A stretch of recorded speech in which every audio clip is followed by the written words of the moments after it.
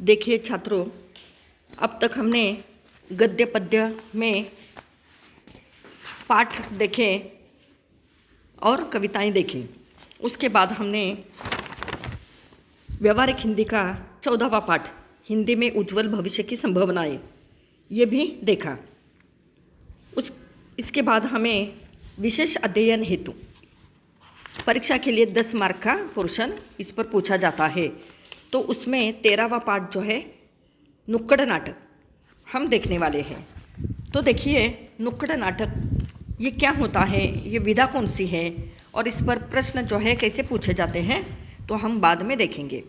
अब नुक्कड़ नाटक ये जो विधा है इसका परिचय हम देखने वाले हैं। विधा का परिचय देखिए,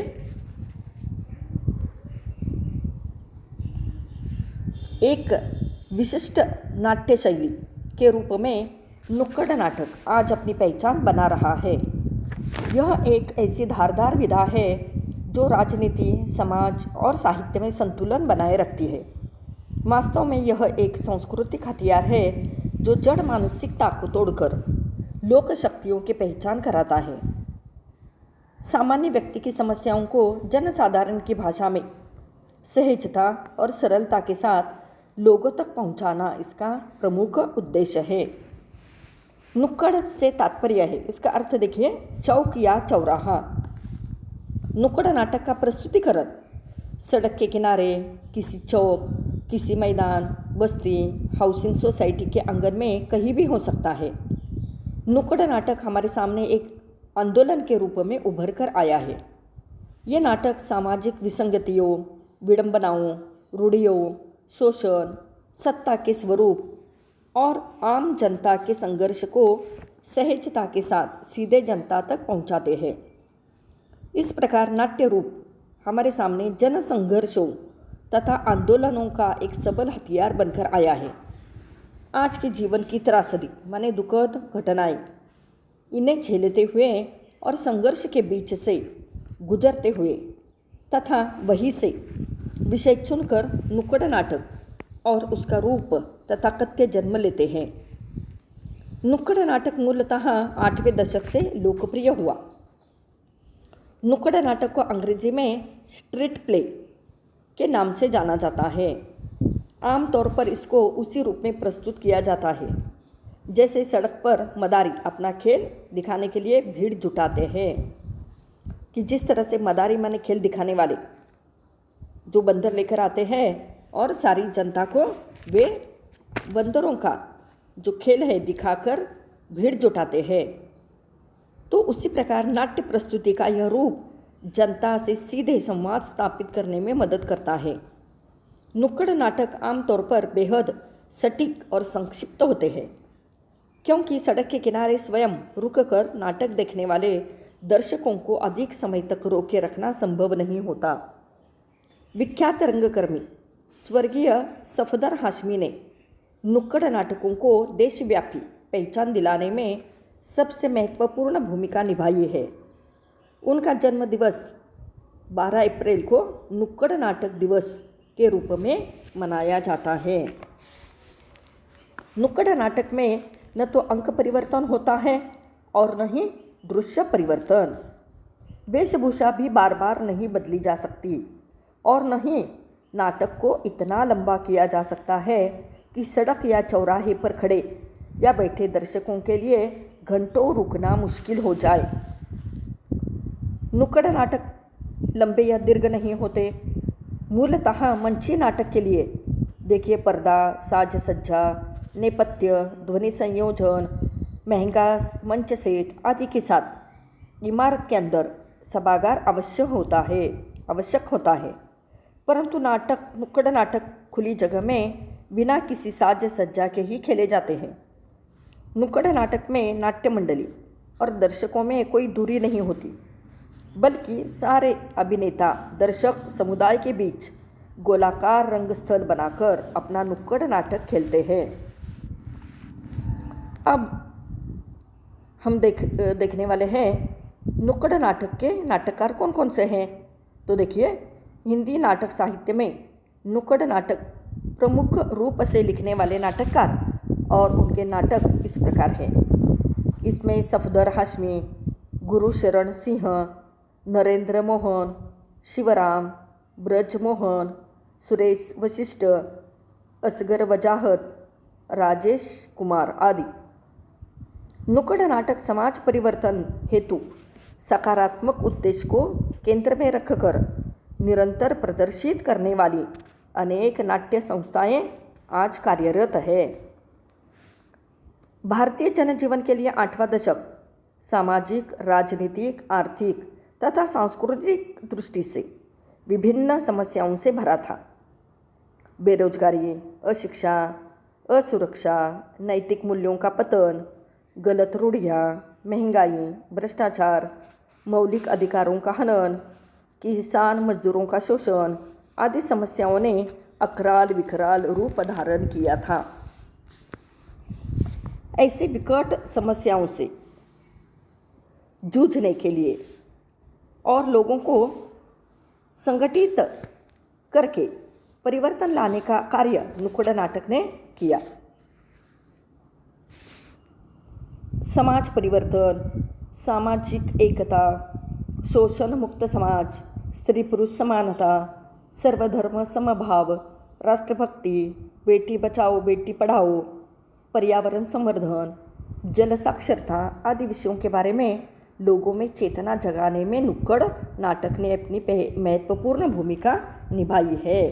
देखिए यहाँ कौन कौन से नुक्कड़ नाटक के विषय हो सकते हैं, ये हमने देखा। आज नुक्कड़ नाटकों के विषय व्यापक होने लगे हैं। इन विषयों में घर से लेकर मोहल्ले, शहर, गांव, महानगर के ज्वलंत प्रश्न तक आने लगे हैं। प्रशासन भी कई महत्वपूर्ण सामाजिक संदेशों के प्रसारण के लिए नुक्कड़ नाटकों से सहायता लेता है। अब देखिए आज नए जो विषय है उसमें जल की समस्या, रक्तदान को बढ़ावा देना, प्लास्टिक बंदी, प्रौढ़ साक्षरता, बेटी बचाओ बेटी पढ़ाओ आदि सामाजिक सरोकार बनाए रखने वाले प्रेरणाप्रद विषयों पर नुक्कड़ नाटक जनहितार्थ प्रस्तुत किए जाते हैं।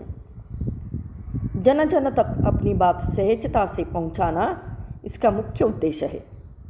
व्यक्ति को जब भीतर से किसी बात की चुभन अनुभव होती है तभी वह भीतर से बदलने को तैयार होता है।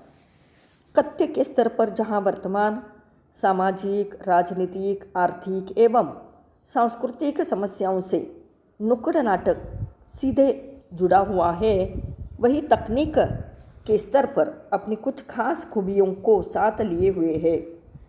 पारंपरिक मंचीय नाटकों के विपरीत तथा मंच और दर्शकों के बीच की दूरी पाटते हुए जनता से साक्षात्कार करना और तामझाम का अर्थ है दिखावे से उत्पन्न भ्रम को तोड़कर आम जीवन से सीधे जुड़ना जैसे तत्व नुक्कड़ नाटकों के विकास में पोषक रहे हैं। भारत में नुक्कड़ नाटकों की शुरुआत सामाजिक आवश्यकता के रूप में हुई है। सामाजिक परिवर्तन की आवश्यकता को देखते हुए अनिष्ट रूढ़ियों और परंपराओं पर चोट करने के लिए इसका उपयोग किया जाता है। अव्यवस्था के प्रति असंतोष तथा जन सामान्य को अपने अधिकारों के प्रति सचेत करने के लिए भी नुक्कड़ नाटकों को माध्यम बनाया गया। धीरे धीरे नुक्कड़ नाटक की कला एक महत्वपूर्ण शैली के रूप में अपना स्थान बना चुकी है। अब देखिए नुक्कड़ नाटक की विशेषताएं, ये प्रश्न जो है आपको आ सकता है, तो इसके मध्य देखो कौन कौन से हैं। आपको 4 मार्क के लिए लघुत्तरी प्रश्न इस पर पूछा जा सकता है। तो देखिए ध्यान से सुनिए कि पहली विशेषता है नुक्कड़ नाटक की तात्कालिकता, दूसरी है गतिशीलता, तीसरी है अचूक लक्ष्य, चौथी है संक्षिप्तता और 5वीं है सहज भाषा और व्यंग शैली। अब पहली विशेषता देखिए तात्कालिकता में किसी भी घटना समस्या का वर्तमान जीवन पर सीधे असर होता है। नुक्कड़ नाटक का लेखक किसी तात्कालिक माने वर्तमान ज्वलंत समस्या को लिखकर उसकी प्रस्तुति करता है ताकि उस विषय के प्रति लोगों में जागरूकता निर्माण हो। दूसरी विशेषता है गतिशीलता। इसमें देखिए आगे की ओर बढ़ना। तो नुक्कड़ नाटक के विषय का चयन करते समय इस बात का ध्यान रखा जाता है कि इसकी प्रवाहमयी धारा में विषय, पात्र तथा दर्शक तेजी से गंतव्य की ओर बढ़े। गंतव्य माने लक्ष्य की ओर बढ़े। नाटक के अंत तक किसी को कुछ सोचने का अवकाश नहीं मिलता, समय नहीं मिलता। इसमें कथ्य और शिल्प का फैलाव नहीं होता। तीसरी विशेषता है अचूक लक्ष्य। नुक्कड़ नाटक हथियार की तरह जड़ परंपराओं, जड़ पारंपरिक रूढ़ियों द्वारा किए जा रहे शोषण, अनाचार को खत्म कर वर्गहीन समाज की स्थापना के लिए काम करता है। चौथी विशेषता है संक्षिप्तता माने छोटा। रूप। नुक्कड़ नाटक में संक्षिप्तता का तत्व अनिवार्य है। लंबे लंबे संवाद या विषय का विस्तार इन नाटकों को उबाऊ बना देता है, उबने वाला बना देता है। नुक्कड़ नाटक जितना संक्षिप्त होगा उसका प्रभाव उतना ही अधिक होगा। और अंत में पांचवी विशेषता है सहज भाषा और व्यंग्य शैली।